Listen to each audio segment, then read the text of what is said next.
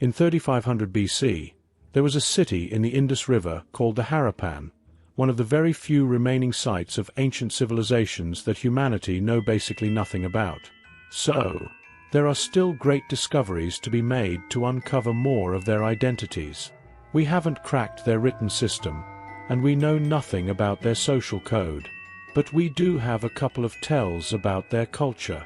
We know their cities were massive without any defining buildings like big temples, palaces, walls, or fortresses, and showing standardization among material objects from across their giant cultural region, like its bricks.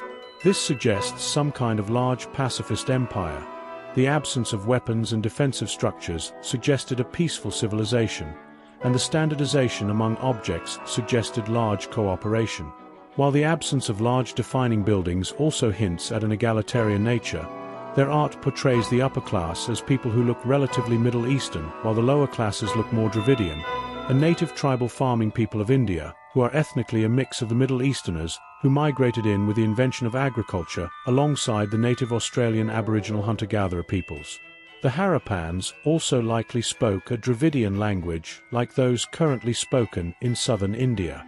However, the Harappan civilization rapidly vanished with its cities torched, right as the Indo-Aryans showed up.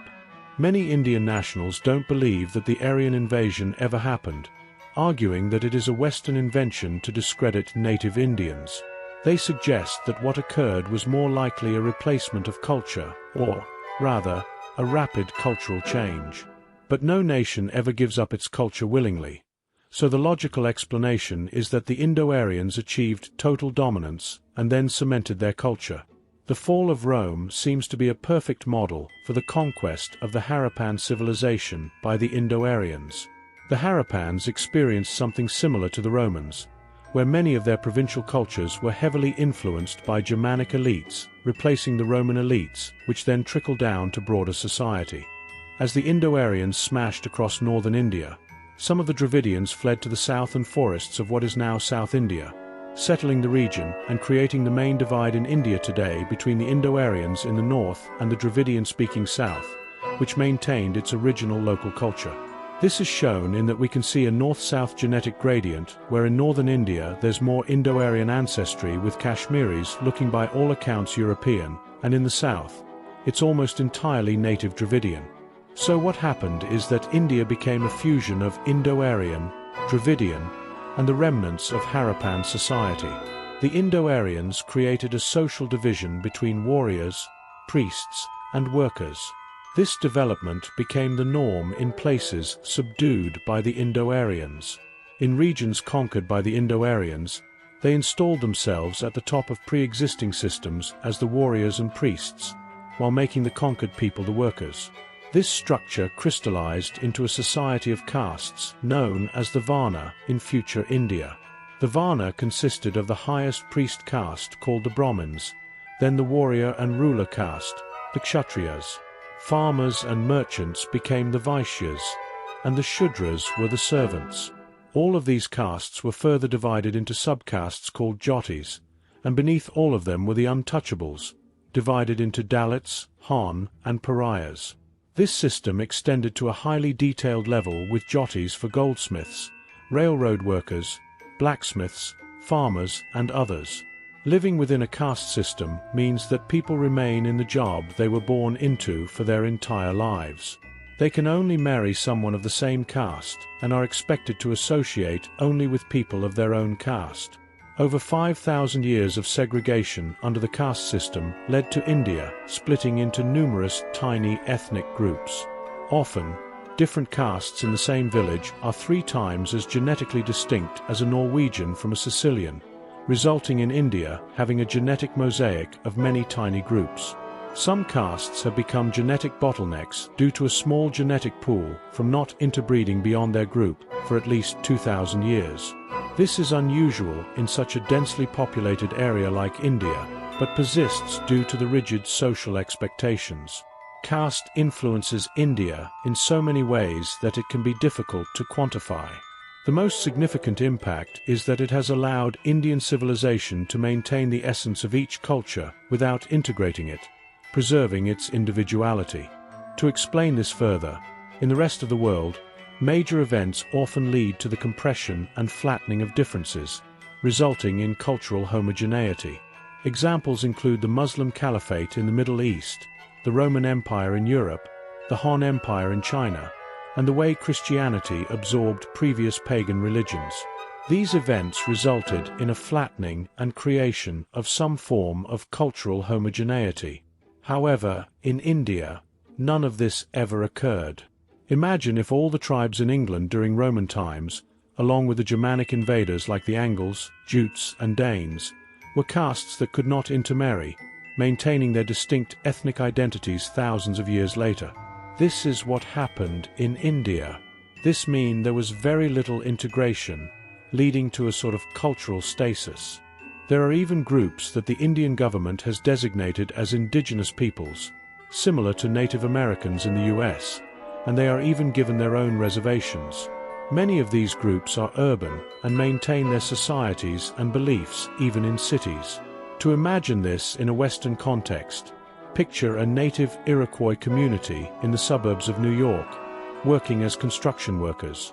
Now, imagine if white people had colonized America 4,000 years ago, and those Iroquois were still regarded as natives. In South India, there are still Stone Age hunter-gatherer communities living just miles away from densely populated farmland and megacities with some of the world's most advanced technology sectors. India is both similar to and different from Europe in significant ways. When the Indo-Aryans spread across the Eurasian steppe, one branch moved east into India, while the other headed west into Europe. In both regions, they interbred with the local populations, resulting in more Indo-Aryan ancestry in the north and less in the south of each subcontinent. However, differences began to emerge from there. Firstly, both the Indo-Aryans and the native inhabitants of Europe are relatives of modern South Europeans, a white-skinned group. Therefore, maintaining a caste system in Europe did not make much sense, as both invaders and the invaded were physically quite similar. In contrast, in India, where the natives were darker-skinned, a racial caste system developed, similar to the one that emerged in the Americas under Spanish rule to justify domination. Another significant difference is climate. Europe's temperate climate was similar to the Indo-Aryan homeland, whereas India's tropical climate resulted in a higher population density. This meant that the Indo-Aryans were able to dominate Europe to such an extent that by the 20th century, people know very little about the native cultures there. All pre-Indo-European words in European languages have disappeared, along with native place names and myths. This cultural replacement was even more extensive than the replacement of native cultures by white Americans, with the underlying culture largely vanishing. But in India, the climate was challenging for the invaders, and their war horses were rendered ineffective by the dense tropical jungle. Consequently, there was no significant cultural replacement. Thus, there are much greater traces of native culture in India compared to Europe. As the Indo-Aryans gradually merged with the native religion, they began to combine their gods, like Zeus, Thor, and Poseidon, with local deities such as Indra, Surya, and Vishnu. Locals continued to worship nature spirits, while Indo-Aryan gods were adapted to fit existing native molds. What happened was a synchronization between the local inhabitants and the invaders. The Indo-Aryan gods were rebranded to fit the Indian context. This process of synchronization meant that old beliefs did not completely dissipate. For example, the concept of reincarnation, which seems to be unique to India, has persisted to this day. After a long period of time in India, the aristocratic and warrior castes willingly subordinated themselves to the Brahmin caste, as even though the Brahmin caste did not hold any coercive military or economic power, they held the symbolic and metaphysical power over ritual and law. As the Brahmin caste restricted literacy to their own castes, limiting knowledge of religion and law to themselves, centralized government never developed as literacy is needed to form the foundation of bureaucracy and government. As this continued, the priests successfully convinced the kings to believe that religion was more important for a kingdom than actual governing, which means early Indian kings prioritized the spiritual over the material. The king's role was not to win wars, gain great wealth, or manage society. But his role was to conduct amazing sacrifice, which was incredibly expensive and took years to set up. The priests had made the religion so complicated with a lengthy series of expensive rituals.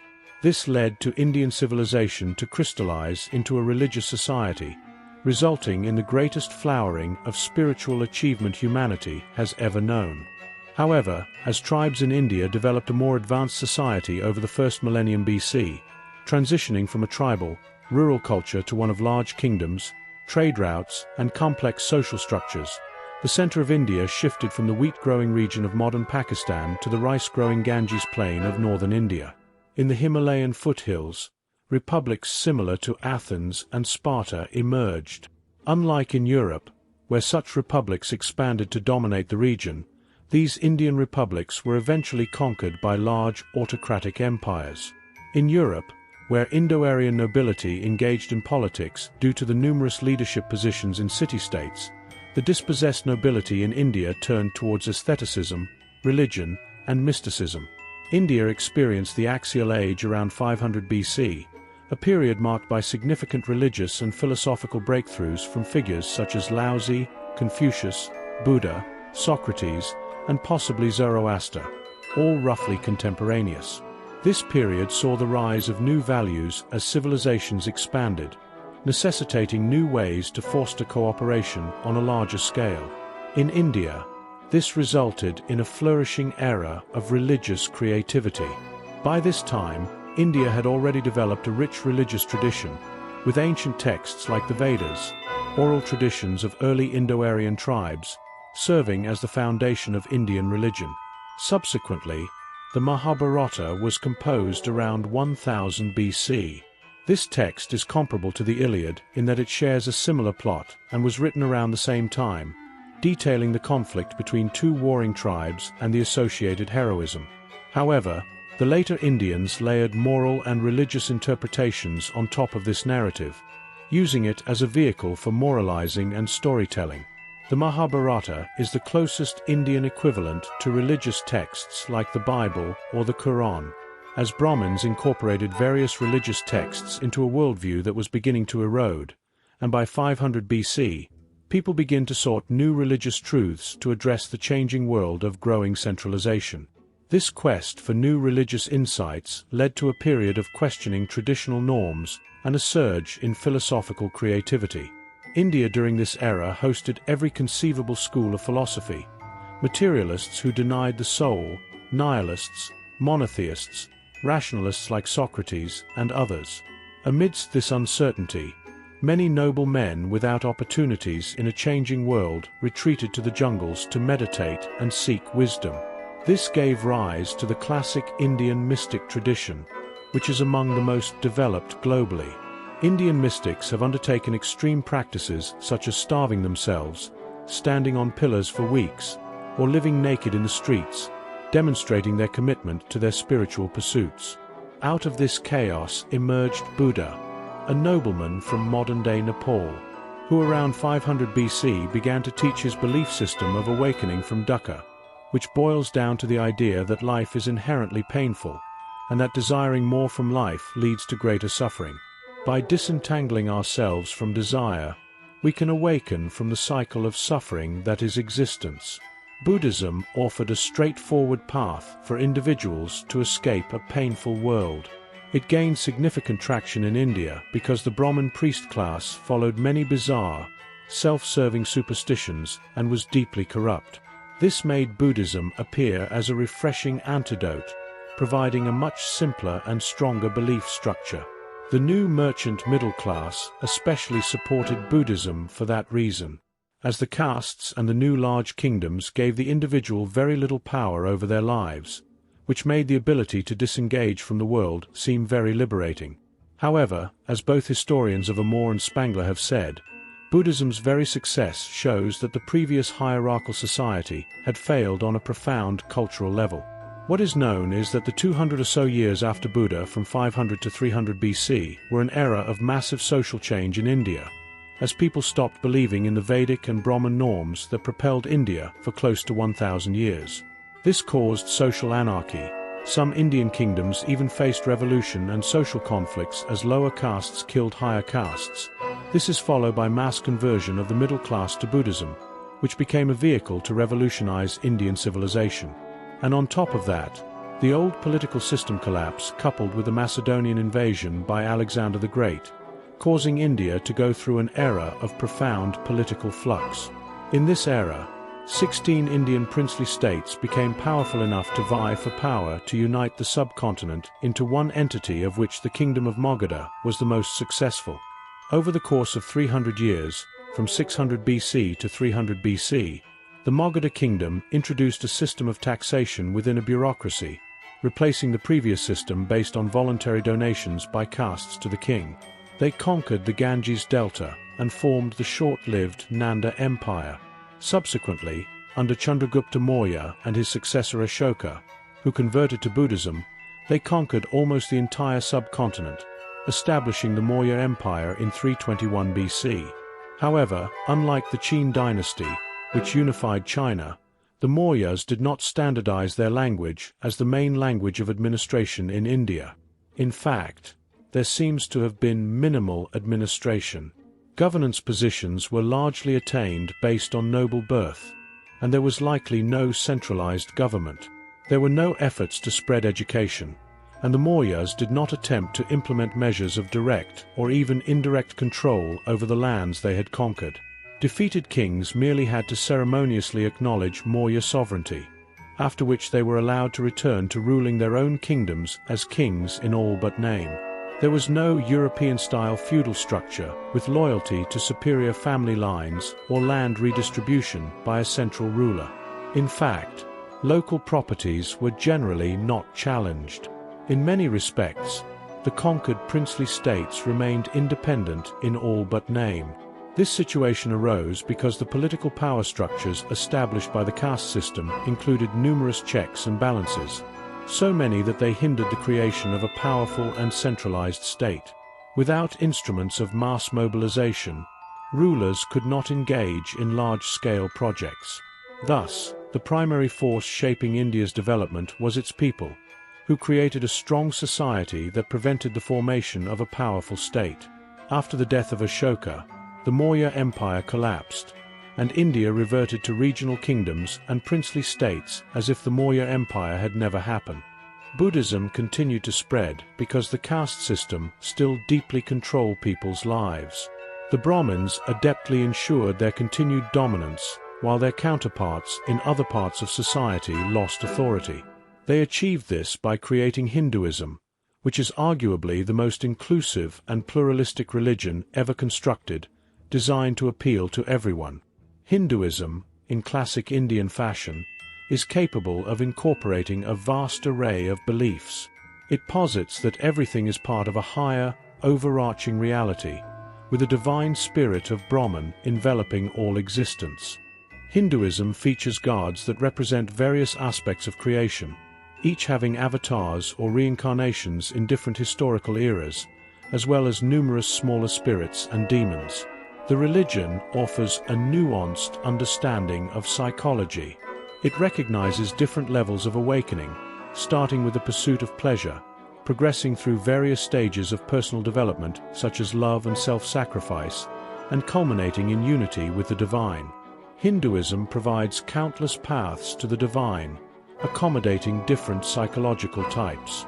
Individuals can seek the divine through the worship of specific gods like Shiva, through the pursuit of the ultimate reality of Brahman, or by following local mystics. French historian Amaury Durier has claimed that Hinduism offers the most advanced understanding of psychology in history, surpassing that of the modern West. The Indians developed a scientific approach to religion, with groups of Brahmins or monks meditating together or using psychedelic soma to corroborate their experiences, thus constructing a coherent image of the universe and the psychic world. While the Indo-Aryans applied their creativity and logical structuring to science in Europe, in India, this energy was channeled into religion.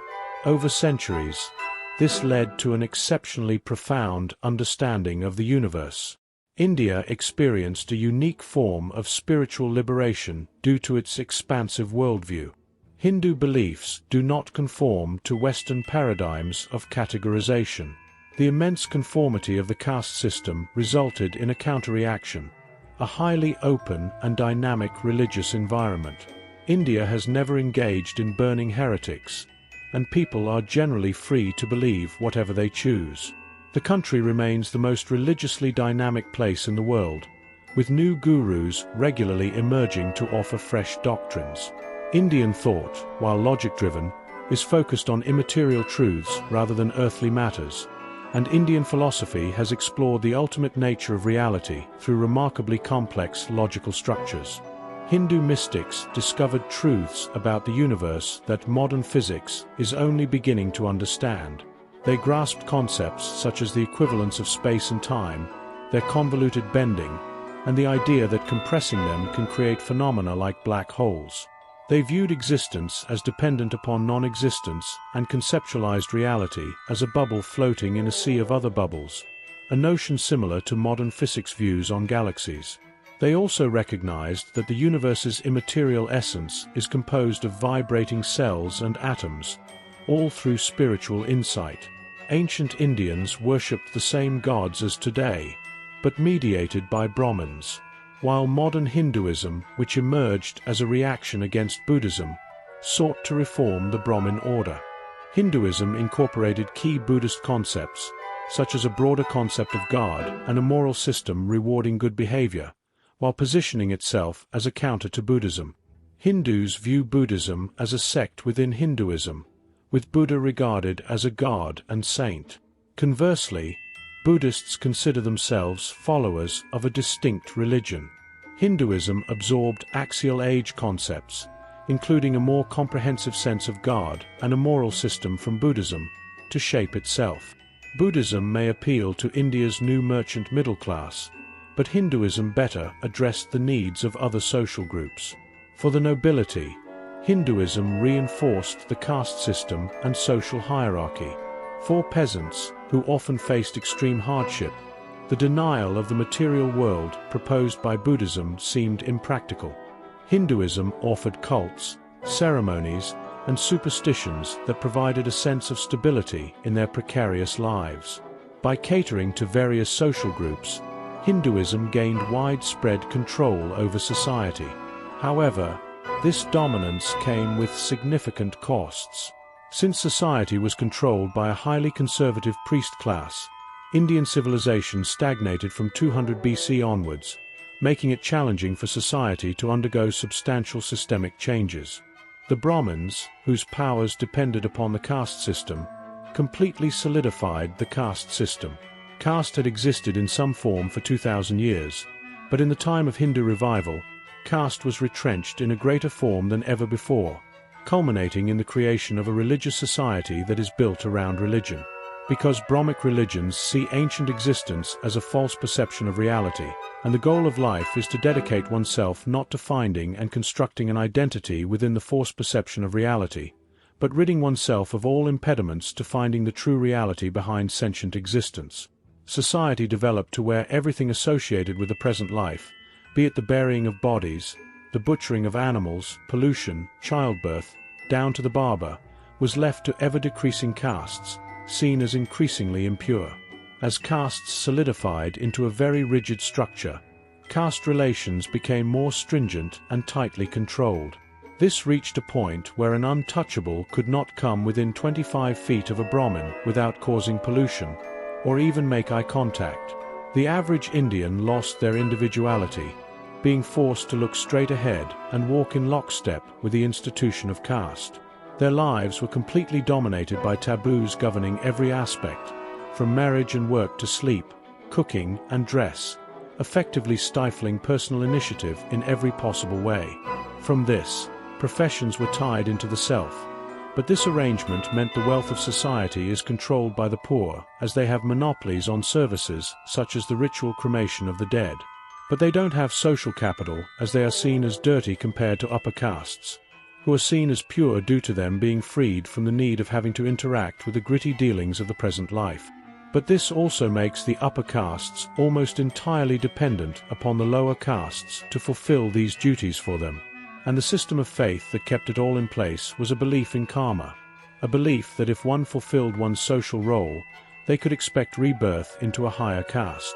In essence, social mobility did exist in this ancient Indian society, but only in the afterlife. The Brahmin caste, after controlling society, also never centralized around one powerful institution across several princely states like the medieval Catholic Church. Instead, they remained decentralized within each of the Indian kingdoms. The nobility there also didn't have land holdings and couldn't raise armies, and were through this completely interdependent upon the ruler castes and the lower castes. What came to be in India was a very unique system of society, which was strictly separated and segregated, but in which each and every single segment was completely dependent upon all the others and could not act without the others. This was a society with a hierarchy and rules that forced everyone within that hierarchy to cooperate, creating a social dynamic in which the lower castes had substantial leverage and negotiating power, which restricted elites from doing as they pleased. And eventually, as with other major civilizations that get killed off by what amounts to a single social group, hijacking the entire culture like in China with the bureaucrats and Rome with the slave owners, India is hijacked by the priests. In this society, the priests said that all problems are spiritual and that nothing matters except for the spiritual world. The priests said this because saying anything else would create an opening for another social group to gain power. And as the priests, with their caste system, reigned in society, India became the worst place to be a woman of any major civilization. In India, women were married off at age 15 and immediately started having children, thus removing them as creative forces in society. It reached a point where, if a woman became widowed, rather than remarrying and thus losing her virtue, she was expected to burn herself. Indian society offered little place for women, often excluding them from societal roles. Part of this exclusion stemmed from the custom of women not leaving their homes for essentially their entire lives, a norm prevalent in much of northern India. This practice was particularly harsh in lower and middle-class families, where people lived in poor housing conditions, and women might spend their entire lives behind a poorly ventilated curtain in a cramped space. Women were often not even expected to dine with men at the table, and faced numerous taboos that men did not. An exception to this grim scenario was South India, where women experienced some of the best treatment in the world. In South India, women had near legal equality with men and were actively involved in society. One assumption is that this disparity might be because patriarchy was not native to India, but was introduced by the Indo-Aryans. Since South India had less Indo-Aryan influence, it did not experience the same level of patriarchal development. The merchants also never been able to rise to predominance in India. India has been very wealthy over its history, consistently being around a quarter of the world's economy in the pre-industrial era. However, in many ways, this was due to India's massive population, in which individual productivity was so low that GDP was largely tied to population. However, since the merchant class were the main opponents to the Brahmin order, they were the losers in the social order that developed. This prevented the rise of capitalism, which meant that India's economic order atrophied. The economy lacked technology and was unwilling to improve efficiency. India was wealthy with developed manufacturers and basically everything with very profitable exports like spices, but with countless caste taboos, there was no way capitalism was able to rework the society. Likewise, the complete cynical political ideology mean there was no rule of law to protect property rights, so someone's social superior wouldn't just take the fruits of their work. Early Indians shared a worldview similar to the early Christian sect of Gnosticism, seeing the world as inherently cruel and brutal, with perfection achievable only by transcending into the divine sphere. In contrast, Abrahamic religions generally view the world as inherently good. Hindus, however, reject the physical world's inherent value, aiming instead to improve and sanctify it. This perspective is reflected in Indian culture. Priests are highly revered as they are closest to the divine, while untouchables, who perform physically unclean tasks such as cleaning and killing animals, are considered the lowest, primarily existing to prevent the physical world from contaminating the upper castes. This worldview can seem even more perplexing from a Western perspective. In Indian thought, the real world is considered Maya, or an illusion created by the gods, which contrasts sharply with the moral truths emphasized by Abrahamic beliefs. The belief in Maya manifests in various ways in Indian society. For instance, India had no comprehensive records of political history before the arrival of Muslims in 1000 AD. The rise and fall of empires were deemed unimportant. Instead, history was recorded through myths meant to provide moral guidance for future generations. Another manifestation is the Indian perspective on poverty, which is seen as a religious rather than an economic issue. In pre-modern times, enriching the poor was considered small-minded and greedy, as greater wealth was believed not to bring true happiness. Instead, discovering profound spiritual truths was seen as the path to genuine happiness. Consequently, pre-modern Indian governments intentionally discouraged industrialization and foreign investment, prioritizing the preservation of their traditional peasant cultures over increasing wealth.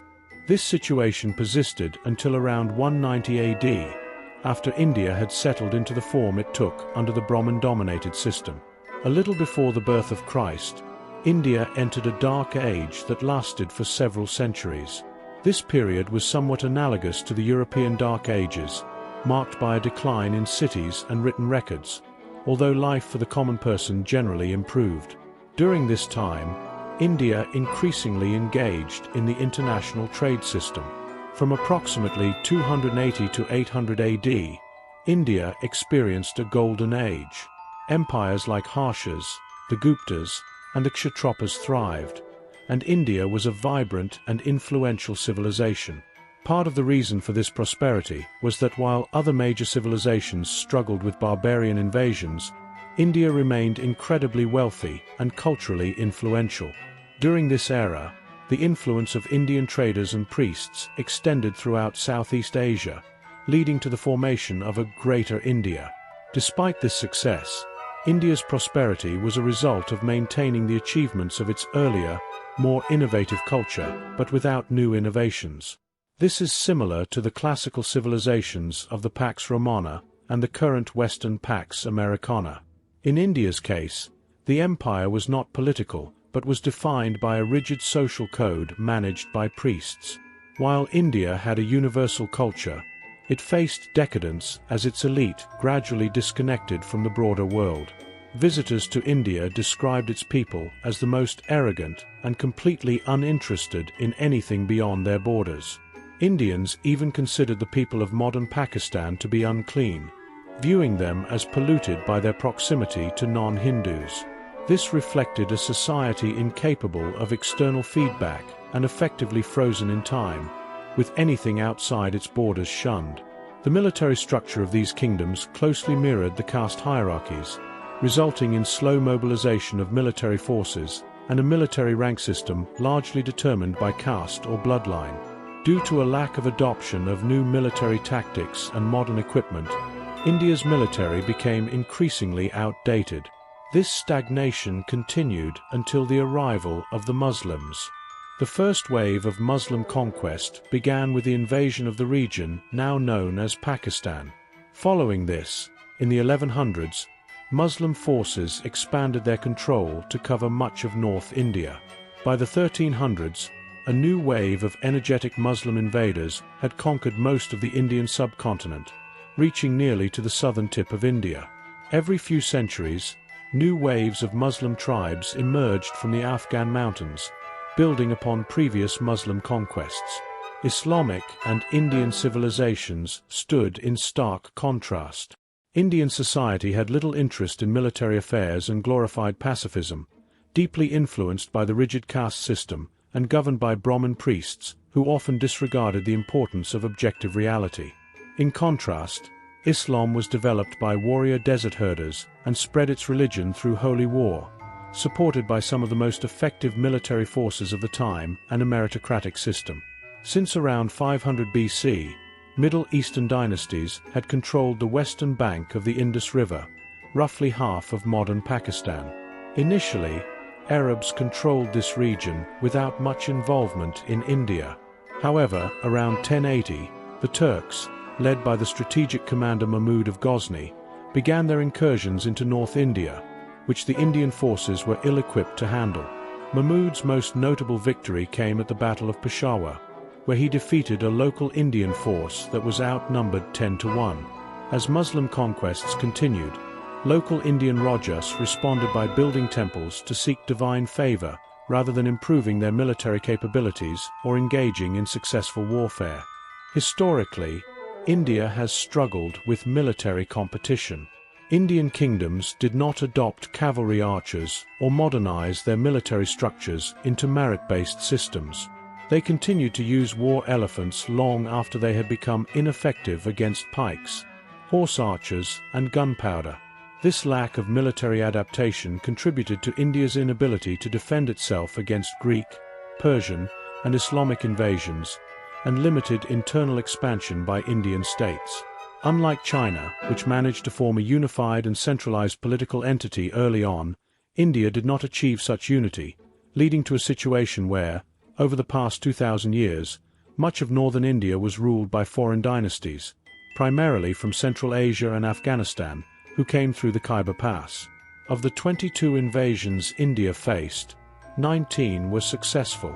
India's repeated military defeats significantly impacted its civilization, preventing the development of a strong martial tradition.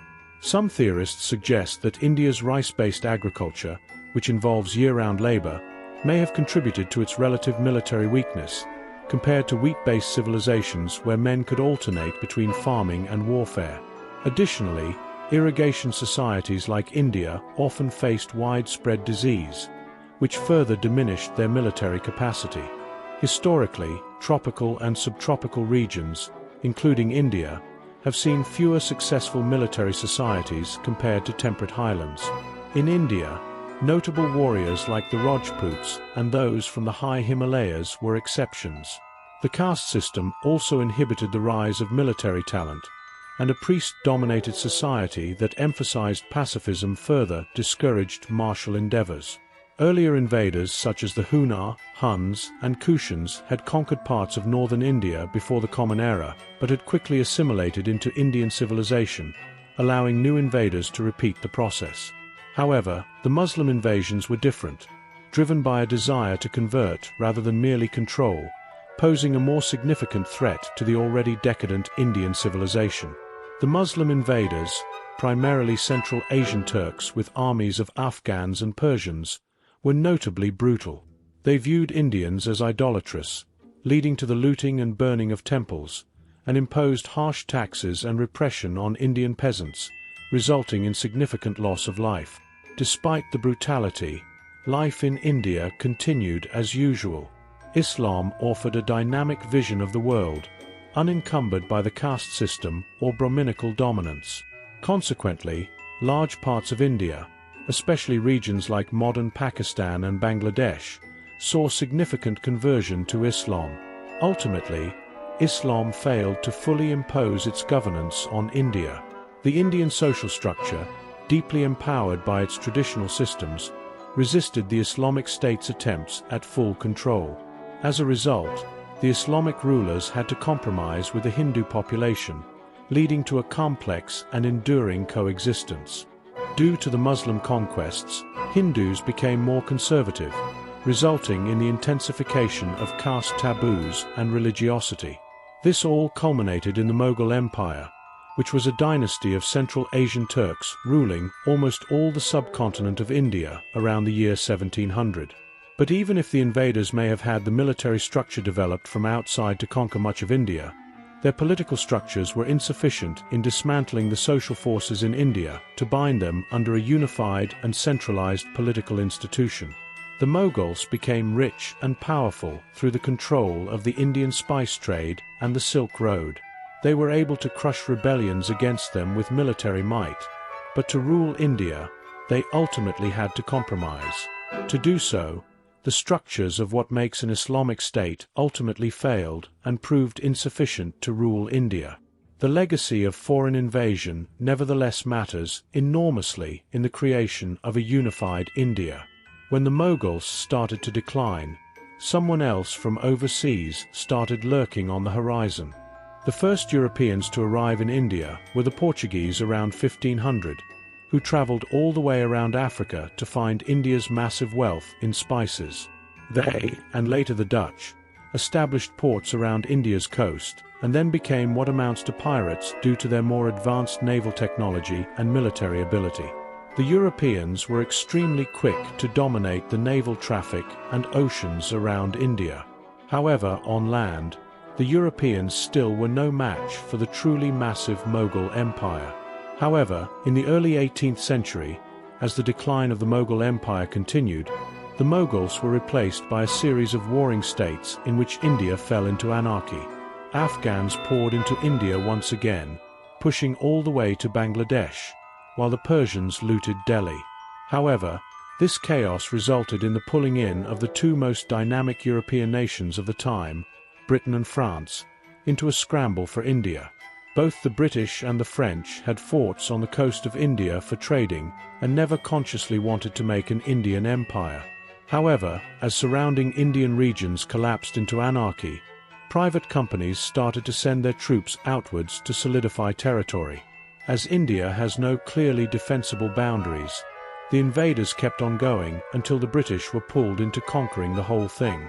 The quality of the European troops, which were local Indians trained to fight like Europeans called sepoys, was so much higher than the local fighting methods, as they used European tactics, which mean private companies could win battles incredibly outnumbered. After the British defeated the French in the 7 Years' War in the mid-18th century, France ceded its Indian territories. Over the next century, the British expanded their control across the Indian subcontinent, from the Hindu Kush to the borders of Thailand, unifying India for the first time.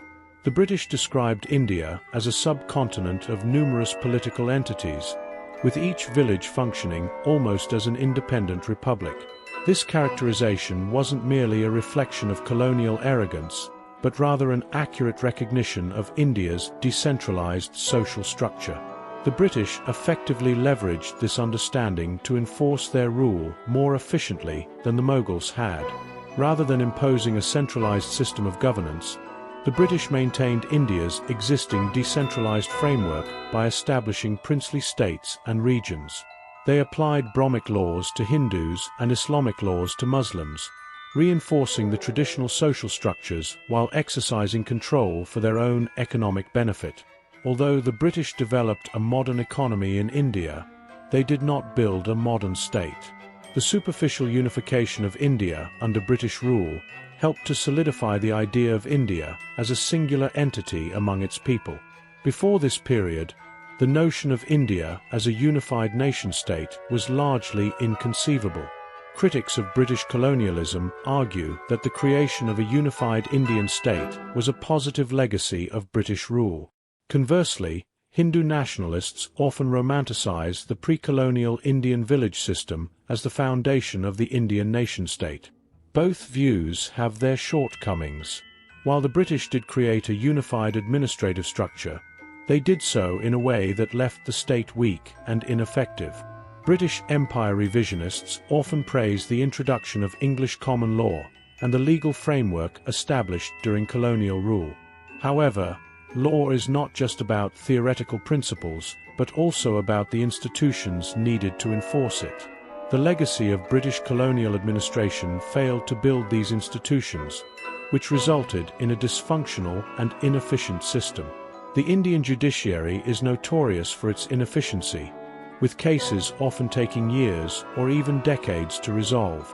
The bureaucratic backlog is so severe that it is not uncommon for plaintiffs to die before their cases are heard. This inefficiency stems from the British-designed paper Raj, a weak and corrupt system intended to placate a powerful society rather than build a robust state. Indian bureaucracy, inherited from the colonial era, remains deeply inefficient and complex. The state struggles with infrastructure, healthcare, education, and literacy are not due to inherent cultural flaws, but are a direct result of the British-designed administrative system.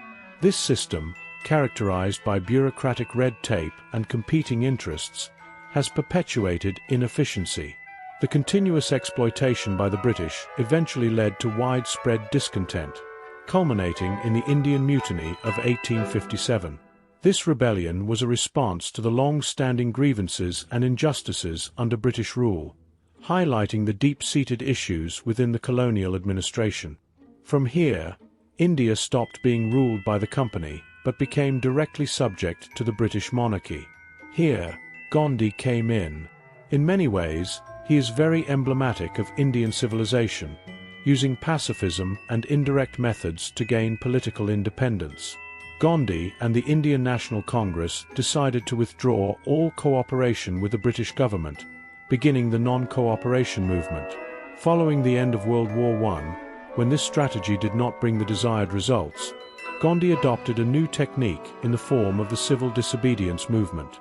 Essentially, the movement was made up of the declaration of an Indian Independence Day that would be celebrated on January 16th and complete disobedience of any orders by the British government. Again, Gandhi's strategy failed, and this time he was even arrested, while many other rebels were murdered.